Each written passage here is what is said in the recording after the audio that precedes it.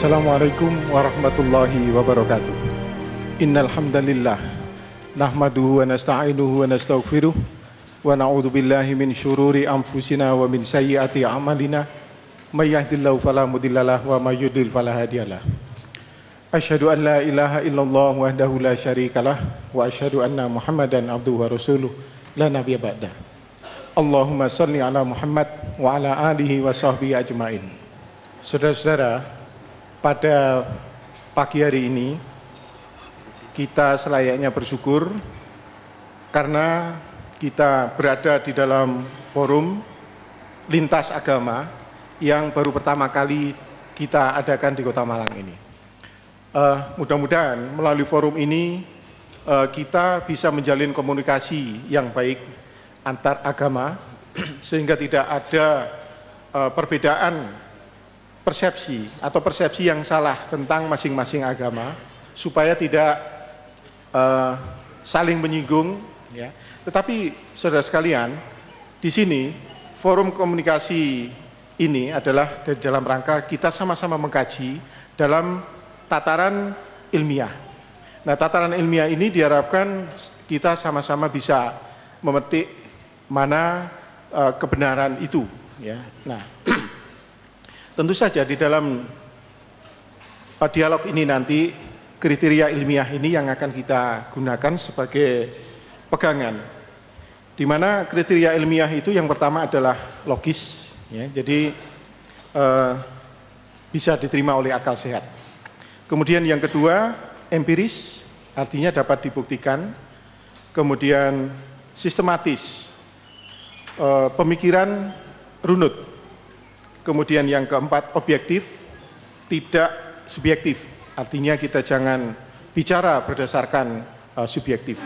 Subjektif seperti contohnya pokoknya. Nah, ini tidak ada di dalam kamus ilmiah.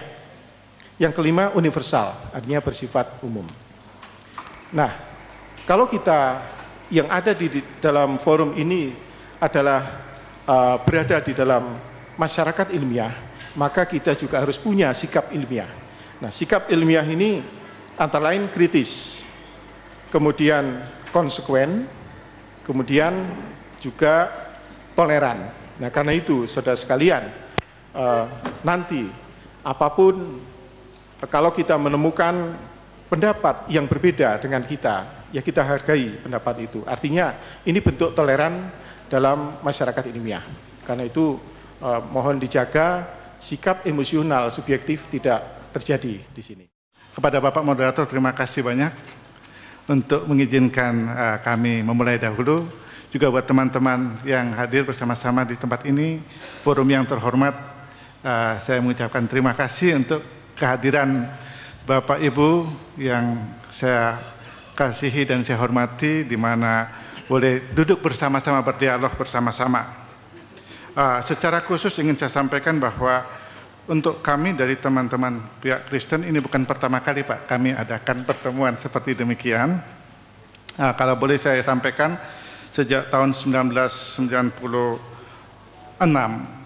kami telah membentuk satu forum namanya Forum Persaudaraan Sejati. Diawali bersama-sama dengan Kiai Sepuh dari NU Bapak Kiai Haji Abdurrahman Wahid, bersama-sama dengan Bapak Syafi'i Ma'arif, bersama-sama dengan Bapak Nurholis Majid, bersama-sama dengan beberapa pemimpin Kristen di Batu, yaitu ayah saya, Bapak Pendeta Dr. Petrus Octavianus. Kami bersama-sama membentuk Forum Persaudaraan Sejati, di mana kami telah mengadakan pertemuan beberapa kali. Kami pernah mengadakan pertemuan di Kota Batu, di tempat kampus kami di Batu, Jalan Indragiri nomor 5 di depan Hotel Orchid. Kalau Bapak Ibu sempat ke Batu, kami pernah mengundang, dan Bapak Nurholis Majid pernah datang ke tempat kami. Bapak Kiai Haji Hasyim Musadi pernah datang ke tempat kami. Bapak Dr. Amin Rais pernah datang. Bapak Syafi'i Ma'arif pernah datang di tempat kami dan berdialog juga dengan Pak Samuel Koto dari DPR. Dan saya merasa pertemuan-pertemuan itu sangat baik.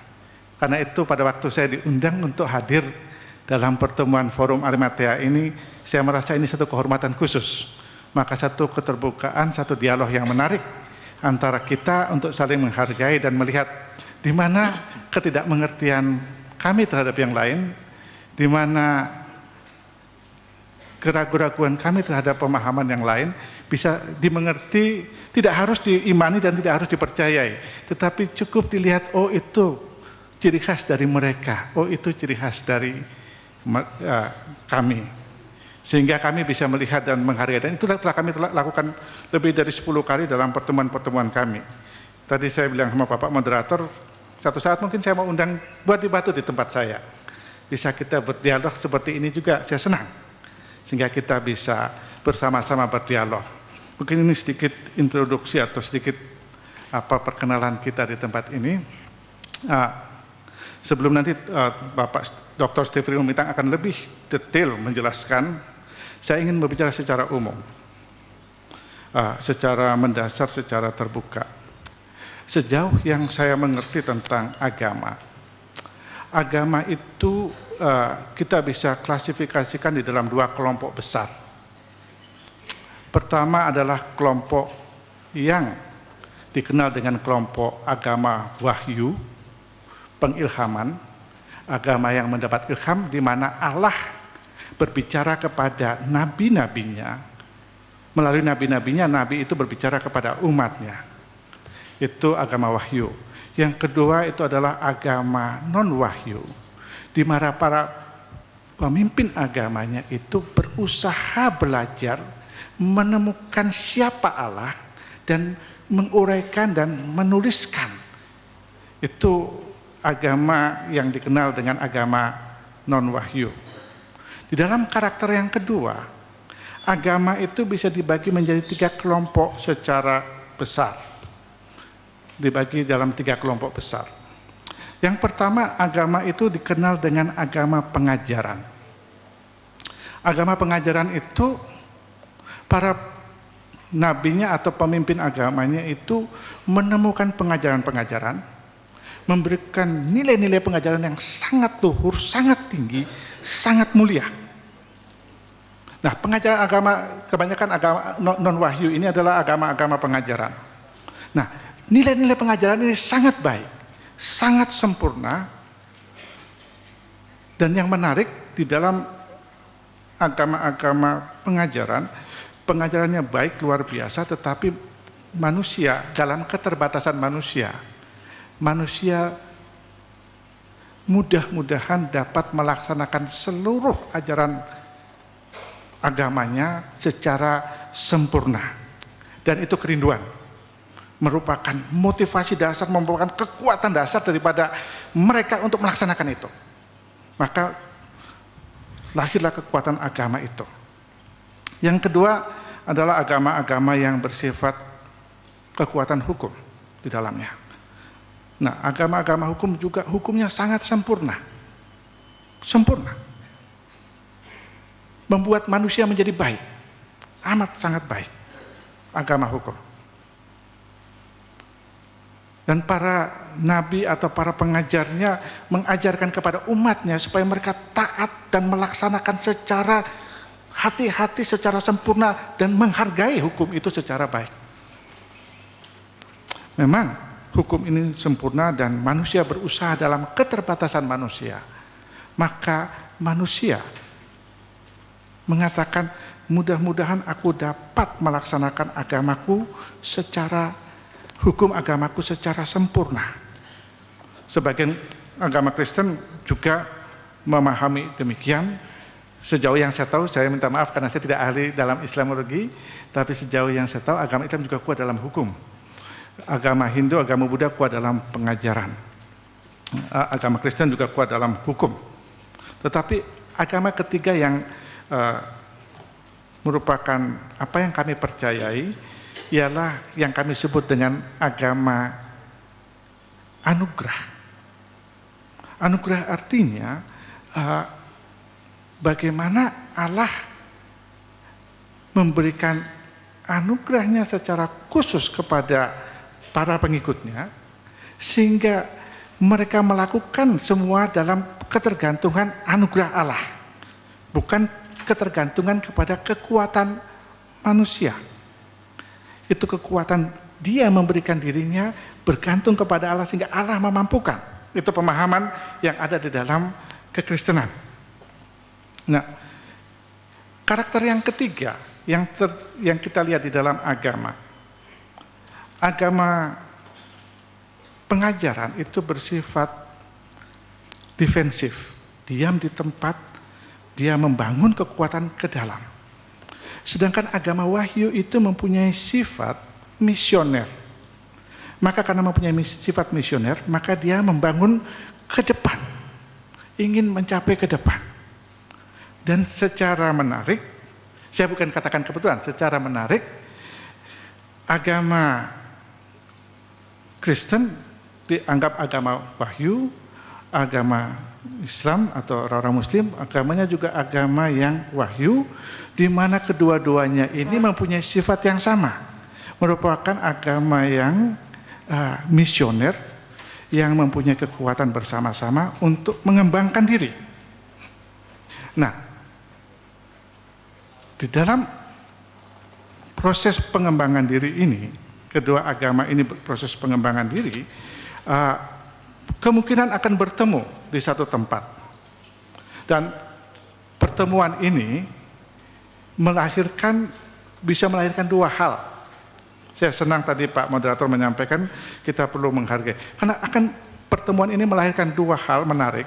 Bisa menjadi bangunan konstruktif, tapi bisa menjadi bangunan destruktif. Baik dari pihak Kristen, itu ada Kristen yang, ya harus kita akui di dalam Kristen itu ada kelompok yang fundamentalis di dalam Kristen, ada kelompok yang moderat di dalam Kristen, ada kelompok yang relatif liberal di dalam kekristenan. Saya tidak kuasai tentang Muslim, tapi saya diskusi dengan beberapa teman, saya temukan bahwa di dalam Muslim pun ada 5 kelompok besar sejauh yang saya tahu. Karena saya sangat minim pengetahuan saya tentang agama Islam, jadi saya minta maaf. Tapi setahu yang saya tahu ada 5 kelompok besar. Nah, di dalam kekristenan karena sifat agama Kristen itu misioner dan berkembang, maka kadang-kadang terjadi penafsiran dan terjadi semacam cross di antara mereka atau tabrakan. Kalau boleh saya pakai istilah itu agak sedikit terlalu keras mungkin, tetapi terjadi pertemuan seperti demikian. Nah, pertemuan inilah yang seringkali menimbulkan penafsiran dan pemahaman yang berbeda. Mohon maaf Pak Ya. Ramalan, waktunya 20 menit, Ya. jadi tinggal 10 menit. Ya, saya ingin memberikan landasan sementara, nanti Pak Stefri akan memberikan pemahaman teologianya, kemudian nanti kalau perlu diskusi baru kami menjawab, kira-kira gitu. Saya ingin membahas wawasan menyeluruh supaya kita bertemu dalam pandangan ini. Nah, kemudian kami sebagai kelompok Kristen, tentu karena bersifat misioner, maka kami ingin menyampaikan apa yang Allah nyatakan, bukakan kepada kami, kemudian dinyatakan untuk orang sekitar kami. Itulah sifat yang ada pada diri kami. Dan landasan kami tidak lepas daripada sejarah bangsa Israel. Bangsa Israel yang kami melandasi kami dari kitab Perjanjian Lama yang boleh dikatakan 90% atau 100% sama dengan kitab-kitab yang ada pada pemegang agama Yahudi. Jadi kami melandasi iman kami kepada pernyataan Allah kepada orang-orang Israel, kepada Abraham, dan seterusnya. Dan itulah pemahaman kami. Pemahaman kami tentang Allah, yaitu Allah yang membukakan diri, yang menyatakan sebagai Yahweh, atau di dalam pengertian yang saya bisa mengerti adalah aku yang adalah aku yang membukakan diri kepada umat manusia dan memperkenalkan diri kepada umat manusia, dan umat manusia inilah yang diminta untuk menyembah dan beribadah kepada Allah. Maka bangsa Israel menerima ini dan mereka memelihara di dalam lingkungan kehidupan bangsa Israel sampai dengan 2000 tahun yang lalu.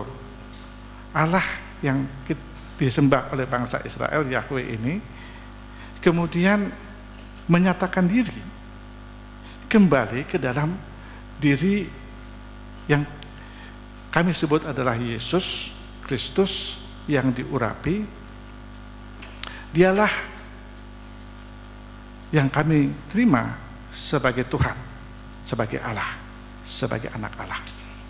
Nah, dia datang ke tengah-tengah dunia untuk menyatakan apa yang ada dalam hati Allah, kasih Allah kepada dunia yang berdosa, kasih Allah kepada dunia.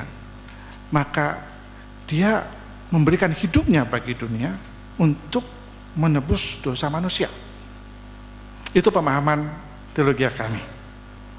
Dan yang ketiga, setelah dia mati dan dia dibangkitkan dan kembali ke dalam pangkuan Bapa atau kerajaan Allah, maka dia mengirim seorang utusan yang kami juga terima sebagai Allah, namanya Roh Kudus. Dialah yang menjadi pembimbing, pembela, penolong, penghibur bagi umat yang percaya kepada Dia. Nah, ini sedikit landasan yang paling dasar. Saya mengawali dalam rangka meneruskan pembicaraan Dr. Roland Octavianus, sudah memberikan overview pandangan secara luas, dan sebagaimana yang diagendakan oleh panitia, kami lebih memfokuskan lagi untuk membahas tentang kealahan Yesus. Saya mengawali dengan presuposisi bahwa kealahan Yesus itu tidak bergantung pada pengakuan orang. Orang Kristen mengaku dia Allah atau tidak mengakui dia sebagai Allah, dia tetap Allah. Ini yang presuposisi yang mendasar. Sekali lagi, kealahan Yesus itu bukan karena ada pengakuan manusia. Maka kalau toh dia tidak diakui sebagai Allah, bukan berarti dia bukan Allah. Dalam arah itu, saya ingin mempertajam mengenai presuposisi ini, bahwa kalau tidak ada misteri dalam kaitannya dengan Allah, maka dia bukan Allah.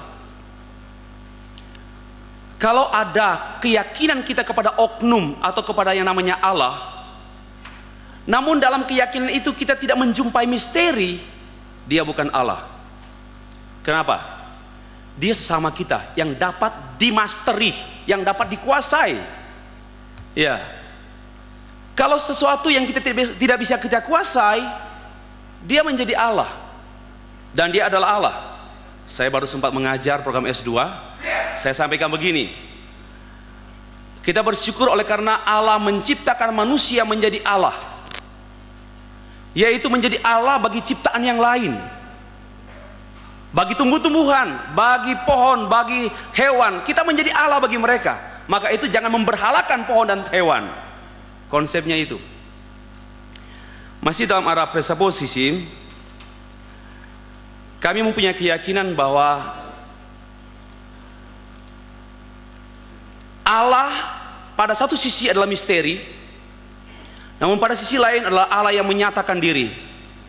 Itu yang kami ambil dari salah satu kitab Ulangan pasal 29 ayat 29, bahwa hal-hal yang dinyatakan itu bagi manusia, tetapi hal-hal yang tidak dinyatakan itu bagi Allah. Jadi wilayah kerja kita, wilayah studi kita, wilayah dialog kita hanya berkenaan dengan sejauh Allah menyatakan diri. Kalau Allah hanya sejauh Alkitab, saya tidak akan jadi orang Kristen. Sekali lagi, kalau Allah hanya sejauh Alkitab, saya tidak akan mau jadi orang Kristen. Karena Alkitab dapat dikuasai oleh manusia, berarti Allah bisa dikuasai oleh manusia. Sorry, saya bukan emosi, tetapi ini karakter saya. Orang Manado. Saya biasa main sinetron di pohon-pohon. Nah. Jadi seperti itu. Maka sekali lagi, wilayah kita itu pada wilayah yang dinyatakan. Yang dinyatakan. Implikasinya, tidak ada bukti yang memadai. Ini, tidak ada bukti yang memadai untuk menjelaskan kealahan Yesus. Dan saya pun menjadi percaya kepada pribadi Yesus bukan karena ada bukti. Karena kekristenan tidak bergantung pada bukti. Sekalipun dalam forum ilmiah ini memang telah diletakkan dasar bagaimana kita memaparkan konsep pemahaman kita yang sifatnya logik dan bersifat juga eksperimen, yang dapat dialami, dibuktikan, empiris. Namun sekali lagi, saya pikir juga saudara-saudara saya agama Islam tidak mungkin menguasai Allahnya sejauh pikirannya. Sekalipun Al-Quran, hadis dan kitab-kitab lain itu teman-teman Bapak Ibu kuasai, tapi bukan berarti sudah mampu menguasai Allah. Oleh karena itu pada waktu kita membicarakan tentang Allah, dengan rasa hormat kepada Allah kita. Mengapa? Yang limited ini membahas yang unlimited. It's impossible. Tidak mungkin. Nah, saya lompat lagi. Oleh karena itu sekali lagi, tidak ada bukti yang memadai kalau mungkin pada forum ini Bapak Ibu menuntut bukti-bukti kealahan Yesus. Namun sekali lagi, sejauh yang Allah nyatakan, presuposisi yang kedua menegaskan mengenai kedaulatan Allah, bahwa Allah itu mandiri, Allah itu tidak dapat dijinakkan, apalagi dirayu. Allah itu tidak dapat dipengaruhi dan dijinakkan oleh muka yang memelas. Tidak, Allah tidak langsung bereaksi emosional terhadap orang yang menangis di depan dia. Please have mercy on me, minta belas kasihan. Allah tidak akan dipengaruhi karena dia Allah. Tapi karena dia mempengaruhi kita, maka kita minta belas kasihan. Jadi kausa prima utama itu Allah. Itu presuposisi. Namun dalam rangka ini Allah mendisclose himself, menyatakan dirinya, membatasi dirinya dalam dua revelation. Yang pertama general revelation, yang kedua special revelation. General revelation itu Allah menyatakan dirinya dan dia dapat dikenal melalui semua ciptaan yang lain.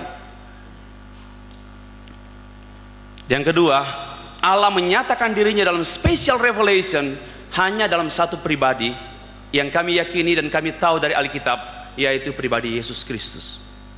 Itu namanya special revelation. Tetapi special revelation ini tidak bisa dimengerti without general revelation. Karena special revelation ini diwadahkan, diakomodir dalam general revelation. Mengapa pribadi kedua menjadi manusia?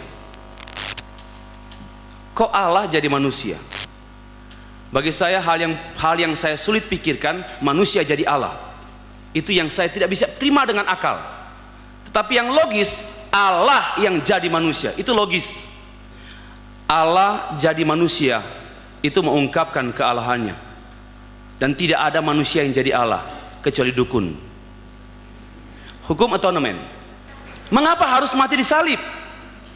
Karena dia sudah membatasi diri, maka dia membatasi dalam lingkup sejarah manusia supaya touchable, ya, supaya dapat terjamah, understandable, dapat dimengerti. Karena maksud daripada Allah menyatakan diri supaya Allah dapat dikenal. Dan dia masuk dalam seluruh aspek hidup manusia, termasuk berkenaan pada waktu itu Allah menyatakan diri dalam konteks Timur Tengah, bukan dalam konteks Songgokerto. Dan tuntutannya seperti yang sudah disampaikan oleh Dr. Roland Octavianus, oleh karena the sinful nature of human being, oleh karena keberdosaan manusia yang membuat Allah membatasi dirinya. Kalau Allah tidak membatasi diri, kita tidak bisa mengenal dia. Yang berikut, dalam rangka Allah mendamaikan dirinya dengan manusia yang telah berdosa, Allah membatasi dirinya. Mungkin bahasa orang tua, telan ludah pada waktu melihat anak nakal. Tahan. Allah membatasi diri.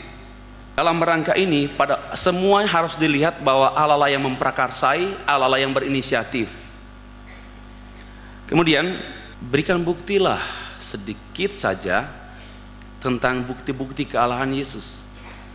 Saya akan memberitahukan beberapa hal yang Bapak Ibu sudah tahu.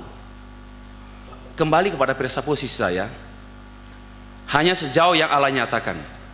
Yang pertama, semua yang diperankan oleh Yesus yang tercatat dalam Alkitab itu sudah dinubuatkan, sudah dibicarakan bahwa Dia akan datang, dan semua yang diperankan oleh Yesus itu sesuai dengan nubuatan.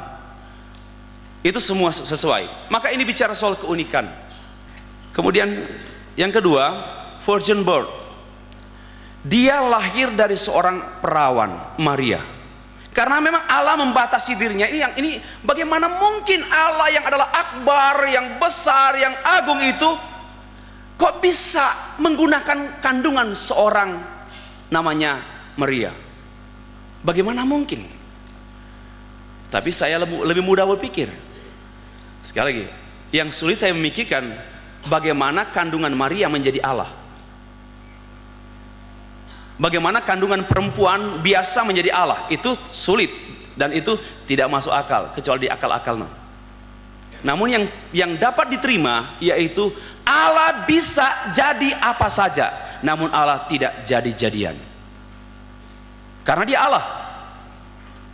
Dan virgin birth, kelahiran dari seorang perawan Maria tanpa ada hubungan alami, tanpa ada hubungan dengan suami, dia mengandung. Because the Holy Spirit, ya, pribadi ketiga Allah Tritunggal yang kami yakini, Dialah yang mengerjakan benih ilahi itu di dalam kandungan Maria. Memang ini tidak masuk akal, tetapi menurut kami ini melampaui akal. Di dalam kekristenan hanya ada logis, ya, melampaui logis, dan translogis. Yang berubah bukan Allah, tapi saya yang berubah untuk memikirkan Allah. Jangan rubah doktrinmu, kami yang berubah terhadap doktrin kami. Itu transrasional, bukan irasional. There is no irrational in Christian doctrine. There is no irrational in Christian faith. Tidak ada yang irasional. Semuanya rasional atau irrasional, melampaui akal, tidak dapat ditampung oleh akal yang sempit, atau transrasional. Kitalah yang berubah, bukan doktrin yang berubah, bukan objek keyakinan kita yang berubah. Kemudian the virgin birth itu sudah. Yang kemudian heavenly saying, satu pernyataan ilahi pada waktu Yesus dibaptis, memenuhi semua hukum yang ada di konteks agama Yahudi. Ada heavenly saying, inilah anakku yang kukasihi, kepadanya lah aku berkenan. Ini singkat-singkat saja. Yang ketiga, sepanjang kehidupannya Dia hidup menderita, dan klimaksnya di kayu salib. Dan kematiannya di kayu salib itu bukan dalam rangka kematian Allahnya, tetapi dalam rangka menebus. Dia membatasi diri, dan klimaks pembatasan diri Allah itu pada waktu di salib dalam rangka mengganti. Ini ada hukum atonement, ada hukum penebusan. Saya pikir tidak ada waktu untuk menjelaskan itu. Sekali lagi, itu semua 12 SKS. Kemudian Dia mati dan Dia bangkit karena Dia memiliki hidup dari dirinya sendiri. Dia mati dan memang sungguh-sungguh mati, bukan pura-pura mati. Dan Dia juga bangkit. Ini sebagai dasar untuk keyakinan orang percaya mengenai kebangkitan orang percaya. Itu yang kebangkitan dan kenaikan. Setelah Dia bangkit, Dia naik ke sorga dalam rangka mempersiapkan tempat. Itu yang kami yakini. Ini sederhana saja. Kalau mau lihat uraian teologis dan filosofis itu butuh waktu. Sekali lagi, Dia pergi mempersiapkan tempat untuk kita yang percaya. The last one, kami yakin He will come again. Dia akan datang lagi untuk menjemput kami yang percaya. Saya tidak mengatakan kita yang percaya. Sekali lagi, saya tidak memprovokasi. Kami yang percaya. Dan kami juga tidak memonopoli. Nah, saudara-saudara yang dikasihi Tuhan, terakhir saya jelaskan bahwa tidak ada seorang historian, seorang ahli sejarah yang bisa membuktikan cacat celahnya barang satu saja dari pribadi Yesus. Itulah yang mengungkapkan tentang kealahannya. Tidak ada cacat sedikit pun tidak ada tindak kriminal dan tidak ada tindakan amoral yang diperankan, dan belum ada seorang ahli sejarah yang mencatat mengenai hal ini. Sampai di sini uraian saya kembalikan kepada moderator. Terima kasih. Terima kasih. Berikutnya saudara sekalian, kita akan mendengarkan paparan dari pihak Muslim. Yang pertama Pak Ramli yang akan saya beri kesempatan. Waktunya adalah 20 menit. Assalamualaikum warahmatullahi wabarakatuh. Alhamdulillahilladzi arsala rasulahu bil huda wa dinil haqq liyuzhirahu 'ala ad-dini kullih walau karihal musyrikun. Asyhadu an la ilaha illallah wahdahu la syarikalah wa asyhadu anna Muhammadan 'abduhu wa rasuluhu la nabiyya ba'dah. Allahumma salli 'ala Muhammad wa 'ala alihi wa sahbihi wa man tabi'ahu ila yaumiddin. Amma ba'd. Bapak-bapak para pendeta yang kami hormati, para alim ulama yang hadir, khususnya guru kami yang tercinta, yang alhamdulillah dipanjangkan umurnya oleh Allah, Bapak Abdullah Wasi'an. Allah Subhanahu wa taala itu menawarkan satu amanah kepada manusia dalam surat Al-Ahzab ayat 72. Kemudian amanah itu diterima oleh manusia setelah amanah itu ditolak oleh langit, bumi, dan gunung-gunung. Amanah apa itu? Saya lebih cenderung mengatakan itu al-hurriyah, freedom of choice. Amanah itu ditanggung oleh manusia. Tapi dengan amanah kebebasan itu manusia jadi berbahaya. Kenapa? Karena di samping amanah kebebasan, manusia membawa penyakit, yaitu benar-benar zolim dan benar-benar bodoh. Inna aradnal amanata 'alas samawati wal ardi wal jibal fa baina ayyahmilnaha wa ashfaqna minha wa hamalahal insan innahu kana zaluman jahula. Maka bersatunya kebebasan, kezaliman, dan kebodohan itulah yang ditakutkan oleh malaikat. Makanya pada saat Allah menawarkan proyek pembuatan manusia, malaikat protes. Qalu ataj'alu fiha may yufsidu fiha wa yasfikud dima. Ya Allah, apakah Engkau akan ciptakan makhluk yang akan membuat kerusakan di bumi dan menumpahkan darah? Kalau Engkau hanya ingin dipuja-puji, ditasbihi dan sebagainya, kan cukup kami. Tapi Allah walaupun maha kuasa, tapi tidak mendekati segala persoalan pakai kekuasaan. Allah pendekatannya pakai ilmu. Maka jawaban Allah bukan inni aqdiru ma la taqdirun, tetapi inni a'lamu ma la ta'lamun. Udah diam kau, aku lebih tahu dari kau. Maka kebebasan tetap diberikan oleh Allah Subhanahu wa taala. Makanya Allah menyatakan la ikraha fid din. Tetapi kezaliman dan kebodohannya diobati. Qad tabayyana ar-rusydu minal ghayy. Yang benar sudah jelas dari yang tidak benar. Nah, untuk menjelaskan kebenaran dan ketidakbenaran itu butuh guru. Maka dikirimlah oleh Allah 124.000 nabi dan rasul untuk menjadi guru. Tugasnya apa? Litukhrijan nasa minaz zulumati ilan nur. Untuk mengeluarkan manusia dari kezaliman, dari kebodohan menuju alam yang terang benderang. Guru yang pertama adalah Nabi Adam alaihissalam. Guru yang terakhir adalah Rasulullah Muhammad sallallahu alaihi wasallam. Sebelum Nabi Muhammad sallallahu alaihi wasallam ada Yesus, Nabi Isa alaihi salam. Semua membawa kebenaran. Kebenaran yang dibawa oleh para nabi itu, itulah al-Islam. Inna dina indallahil Islam.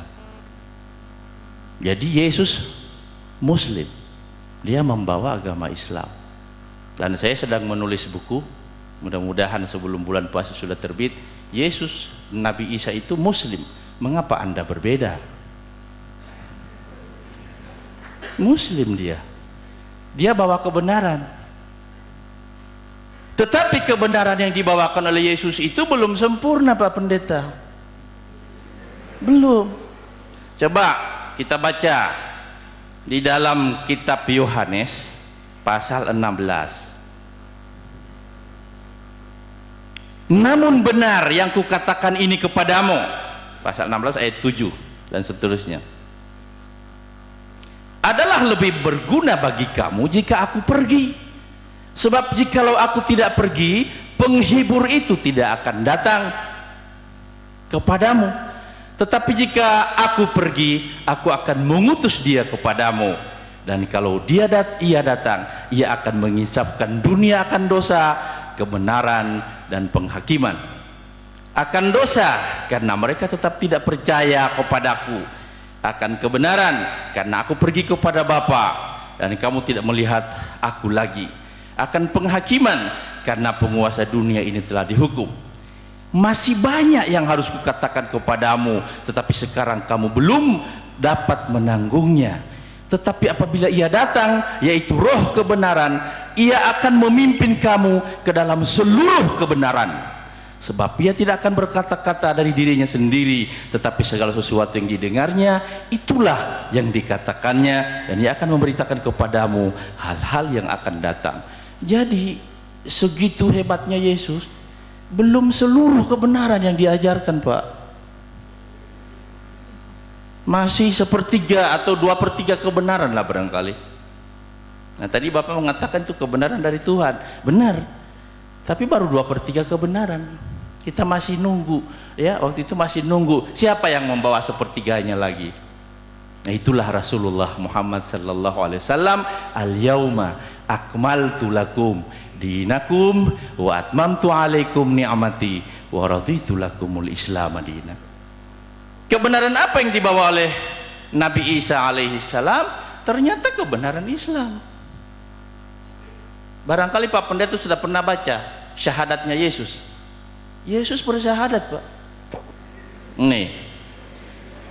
Inilah hidup yang kekal itu, yaitu bahwa mereka mengenal Engkau satu-satunya Allah yang benar, dan mengenal Yesus Kristus yang telah Engkau utus.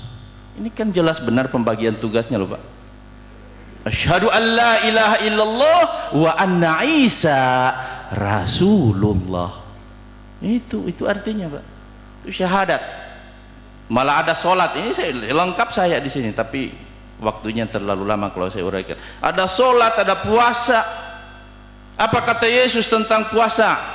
Ya, di dalam kitab Matius itu puasanya masih sama benar dengan kita.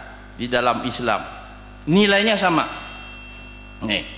Dan apabila kamu berpuasa, janganlah muram mukamu seperti orang munafik. Mereka mengubah air mukanya supaya orang melihat bahwa mereka sedang berpuasa. Aku berkata kepadamu, sesungguhnya mereka sudah mendapat upahnya. Tetapi apabila engkau berpuasa, minyakilah kepalamu dan cucilah mukamu, supaya jangan dilihat orang bahwa engkau sedang berpuasa. Nah, jadi puasa itu ibadah rahasia, sama antara Yesus dan Nabi Muhammad sallallahu alaihi wasallam. Nabi Isa bersujud pada saat dia di Getsemani. Nabi Isa berdoa, solat sebenarnya, karena bahasa Inggris itu kan to pray, tetapi diterjemahkan berdoa, dan memang bahasa Arab as-salatu ad-du'a. Tetapi untuk menghindarkan kesamaan dan akar-akar Islami di dalam ajaran Nabi Isa, maka cuman disebut bersujud. Padahal itu sholat, itu sholat. Karena Nabi Isa disuruh oleh Allah untuk sholat. Jadi struktur ajarannya sama dengan kita, Pak, sama dengan Islam. Karena Nabi Isa itu membawa al-Islam. Nah, yang sangat menyedihkan, Pak, Islam yang baru 2/3 yang dibawakan oleh Yesus itu sekarang hancur total. Saya alhamdulillah dengan Pak Diki dan teman-teman sebulan lalu baru pulang dari 4 negara Eropa, dari Belanda, Jerman, Prancis, dan Belgia. Kita wawancarai orang-orang pakar di sana, kenapa mereka meninggalkan Kristen? Why did you convert your religion to Islam, from Christianity to Islam? Apa jawab mereka? I have made the comparative study between the Holy Quran and the Bible, and after studying the Bible, make me confused and more confused, because the concept of the God in the Bible is ambivalent. Ya, itu kata mereka. Saya salinkan bahasanya. In one hand, ya, di satu sisi katanya di dalam kitab Ulangan, in one hand Moses said, ya, Yesus Nabi Musa mengatakan, "Hear, O Israel, our God is Allah and the God is only one." Itu dia bilang, Tuhan itu Allah kita, dan Tuhan itu esa. And also Jesus said, dan juga Tuhan Yesus katanya, Yesus mengatakan, mereka nggak bilang Tuhan lagi. Yesus mengatakan, waktu ditanya orang tentang masalah ketuhanan pada kitab Markus pasal 12 ayat 29, Yesus ditanya, hukum manakah yang paling utama? Jawab Yesus, hukum yang terutama ialah, dengarlah hai orang Israel, Tuhan Allah kita, Tuhan itu esa. Itu tauhid, itu ajaran Islam.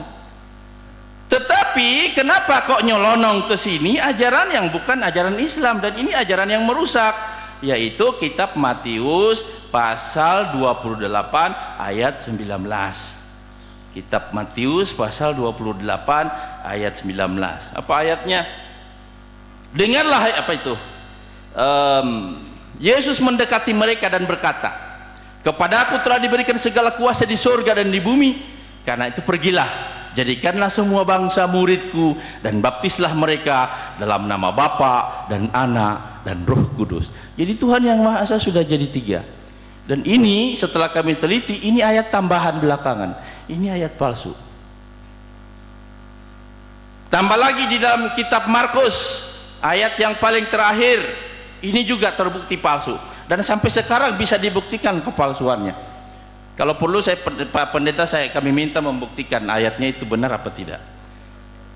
Bunyinya begini, pergilah ke seluruh dunia, beritakanlah Injil kepada segala makhluk. Siapa yang percaya dan dibaptis akan diselamatkan, tapi siapa yang tidak percaya akan dihukum. Tanda-tanda ini akan menyertai orang-orang percaya. Mereka akan mengusir setan-setan demi namaku, dan akan berbicara dalam bahasa-bahasa yang baru bagi mereka. Mereka akan memegang ular, dan sekalipun mereka minum racun maut, mereka tidak akan mendapat celaka. Mereka akan meletakkan tangannya atas orang-orang sakit, dan orang itu akan sembuh. Ini sudah dibuktikan oleh 10.000 pendeta di Senayan. Ternyata mereka bergandengan tangan mengobatin Gus Dur. Ternyata habis diobatin Gus Dur masuk rumah sakit, Pak. Di mana benarnya ayat ini? Jadi ini ayat palsu, ayat palsu. Dan ini ayat sering saya uji di masyarakat berhadapan dengan pendeta-pendeta. Dikatakan di sini mereka akan berbicara dalam berbagai bahasa yang baru bagi mereka. Akhirnya saya uji pendeta-pendeta itu. Saya uji, saya bilang, oke, nahnu natakallam bil arabi, natahawar bil arabi, hal anta tastati' an tatakallam bil arabi? Nggak bisa pendetanya. Oke, you cannot speak Arabic. Okay, let's continue our discussion using English. I will ask you in English and you have to answer my question in English. Nggak bisa juga. Itu pendeta. Itu bahasa apa itu? Ya, jadi nggak bisa. Kemudian pernah juga saya siapin baygon. Baygon segini. Saya bilang, oke, ini ayatnya Pak Pendeta benar nggak? Iya benar, ini dari Yesus. Oke, bisa dibuktikan. Oh ya, semua yang dari Yesus bisa dibuktikan. Nah, saya katakan, mereka akan minum racun, dan sekalipun mereka minum racun, mereka tidak akan mendapat celaka. Saya bilang, oke, minum baygon. Takut Pak Pendetanya? Ya barangkali Bapak nggak takut lah barangkali. Ya, nanti bisa dibuktikan. Jadi Islamnya Yesus yang baru 3/4 itu rusak, dan yang rusak ini sudah menipu miliaran manusia, dan sekarang mereka baru sadar. Kita di Belanda menemukan 99,99% gerejanya sudah innalillahi wa inna ilaihi raji'un. Udah ganti masjid, 40 gereja sudah jadi masjid. Saya tanya kepada mereka-mereka itu yang ketemu di jalanan, saya bilang, now Sunday, why don't you come to the church? Sekarang hari Minggu, kenapa anda nggak datang ke gereja? Lalu apa dia bilang? I don't need to go to the church because if I meet the preacher, I ask something to the preacher, the answer make me more confused and more confused. The preacher cannot answer my question. So I don't like to go to the church. Saya tanya lagi satu jenis orang lagi. Saya bilang, are you a Christian? Oh no, I am not a Christian. But you believe in God? Oh, I believe in God, but the God is not Jesus. The God is only one. There must be exist someone who is the manager of this universe, but I don't know who is him. Itu kata dia. Jadi dia bukan orang Kristen lagi, tapi masih percaya pada Tuhan. Tanya lagi, ketemu lagi golongan yang ketiga. Are you a Christian? No, I have no religion. Do you believe in God? What is God? Lalu saya tanya, the God has created you. Tuhan telah menciptakan kamu. Wah, dia sambil ketawa dia bilang, that is the business of my father and mother, you know. Pak Ramli, waktunya kurang 5 menit. Ya. Lalu saya bilang, the God can help you in solving your problem. Dia bilang, if I hungry, I can come to restaurant, I can eat in the restaurant, I can ask money from my father, and if I ill, I can come to the doctor. So I don't need the God, because the God is dead. Itu satu jenis. Saya temukan di Brunei, waktu kita di Brunei 20 jam dengan Pak Diki di Brunei, ada orang Irlandia Utara mau ke Australia. Saya ngobrol-ngobrol lagi. Saya tanya, are you a Christian? No, I don't care about the religion. I don't care any religion. But you believe in God? Also, I don't care about the God. Is he 1 or 1 million or 1,000? I don't care. Itu wujudnya orang Eropa Pak sekarang. Jadi akhirnya orang-orang menemukan bahwa agama yang benar harus sesuai dengan akal sehat dan hati nurani yang bersih. Dan ternyata menurut mereka sudah tertipu oleh Bible ini selama ribuan tahun. Itu pengakuan mereka, dan bisa ditonton di dalam VCD kami dan film yang sedang kami putar, Eropa Menuju Islam. Saya kira itu. Assalamualaikum warahmatullahi wabarakatuh. Waalaikumsalam. Ya. Mohon ya. Berikutnya adalah akan disampaikan oleh Bang Egy Sujana.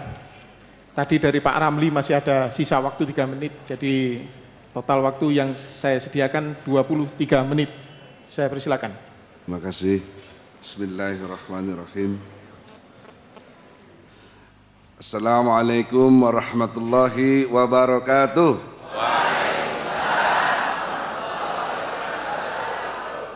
Kita bersyukur kepada Allah atas takdirnya bisa ada dialog seperti ini. Tapi kalau mengingat perjalanan dakwah seperti ini, saya masuk Kota Malang itu sekitar tahun-tahun 84 ya. Juga membahas masalah-masalah seperti ini. Jadi kurang lebih 20 tahun lalu gitu Pak. Tetapi supaya dialog kita ini efektif dan efisien dalam pengertian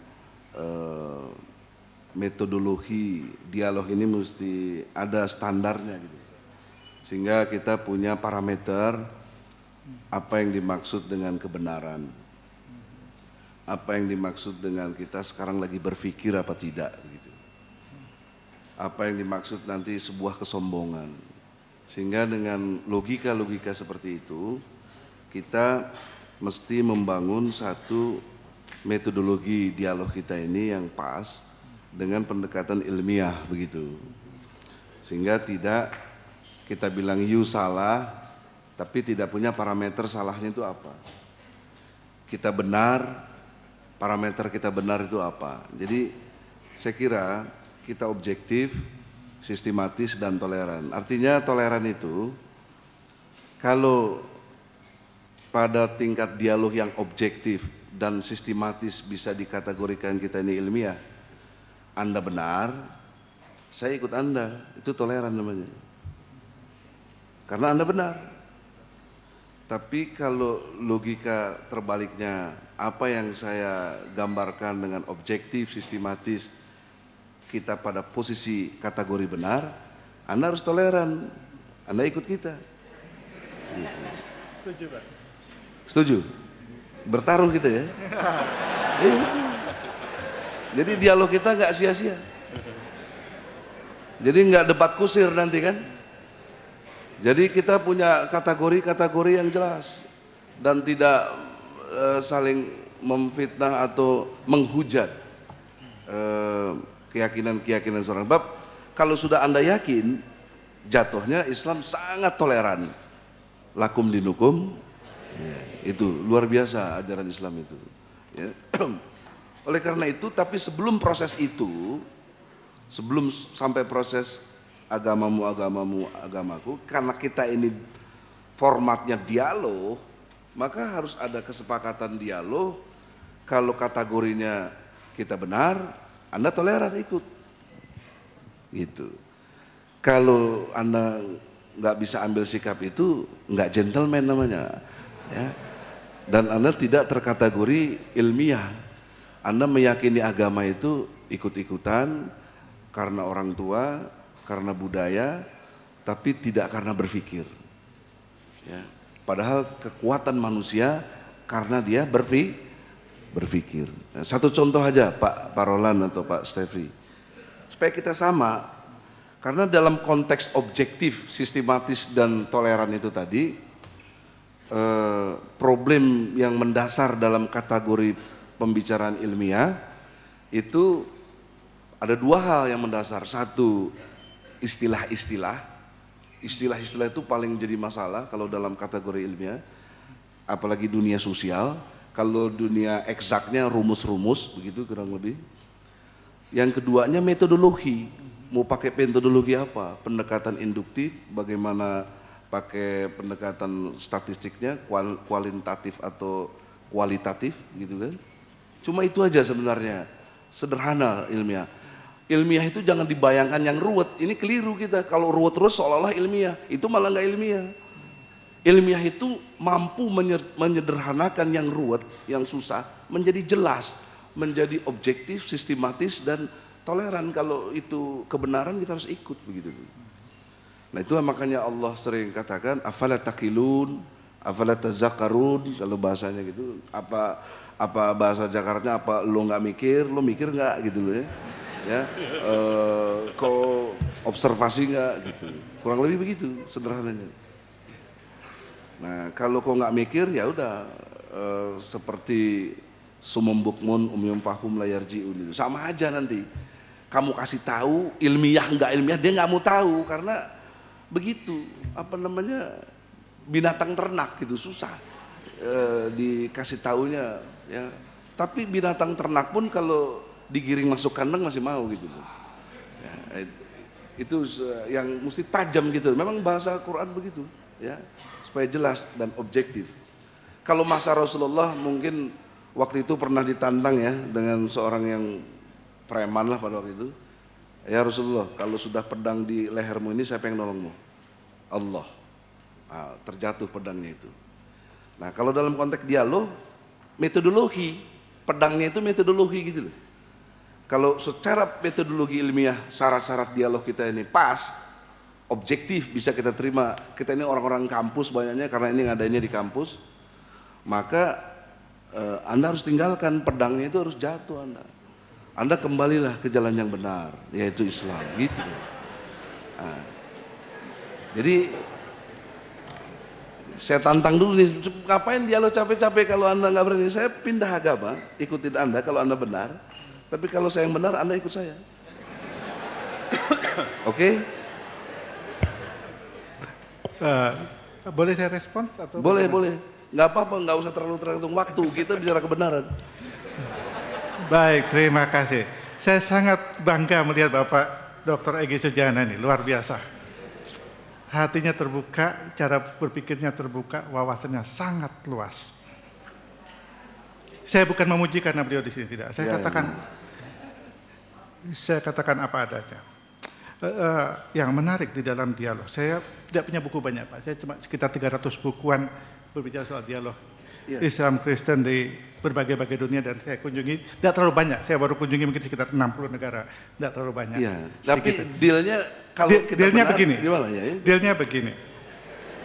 Nah, kalau kita mau berbicara tentang kebenaran dalam agama, kita harus punya pijakan yang pasti. Jikalau saya mau berbicara tentang keislaman, saya wajib mempercayai bahwa kitab itu benar. Maka saya akan mempercayai seluruh isi kitab itu. Tetapi jikalau saya tidak mempercayai kebenaran kitab itu, nabinya dan semuanya, maka saya tidak punya landasan untuk berdiskusi lebih jauh. Demikian sebaliknya.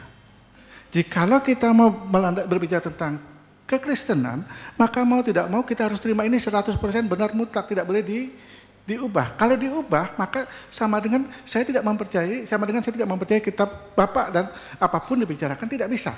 Kenapa Anda tiba-tiba percaya? Ya. Kok langsung awalnya tuh startnya percaya? Kenapa Anda tiba-tiba percaya? Begini. Nah, saya ingin jelaskan sedikit. Padahal pada tingkat tertentu, saya nggak percaya kalau nggak lihat mata dan kepala sendiri misalnya. Saya nggak percaya kalau nggak ada bukti-bukti. Kenapa ketika kita bicara ini tiba-tiba harus disodorkan doktrin harus percaya? Iman, kali ini kita berbicara agama, berbicara soal iman, keyakinan pribadi. Satu yang bersifat pribadi, yang tidak bersifat memaksa. Sesuatu yang bersifat amat sangat pribadi, dan keputusan yang bersifat sangat pribadi. Kalau kita berbicara agama, maka keputusan pribadi itu bisa, kalau kita memulai dengan logika, dipercaya baru diimani, maka seringkali di dalam agama banyak hal yang susah diterima secara logika sebelum bisa dipercaya dan diimani. Di dalam ilmu pengetahuan terbalik. Ilmu pengetahuan itu kita mulai dengan logika, kemudian dipercaya dan tidak perlu diimani. Ilmu pengetahuan itu tidak perlu diimani, cukup dibikin secara logika, kemudian dipercaya, selesai. Agama tidak bisa. Kalau agama kita berangkat dengan logika, kemudian kita percaya dan kita imani, maka ini namanya dialog yang destruktif. Kalau itu yang bersifat konstruktif, adalah dialog yang dibangun berdasarkan apa yang dipercaya. Kalau saya berbicara soal Islam, saya harus duduk dan mempelajari kitab Islam, Al-Quran dan semua pengajaran. Setelah saya mempercayai, saya belajar tahap demi tahap, maka itu saya akan membangun satu keyakinan yang kokoh.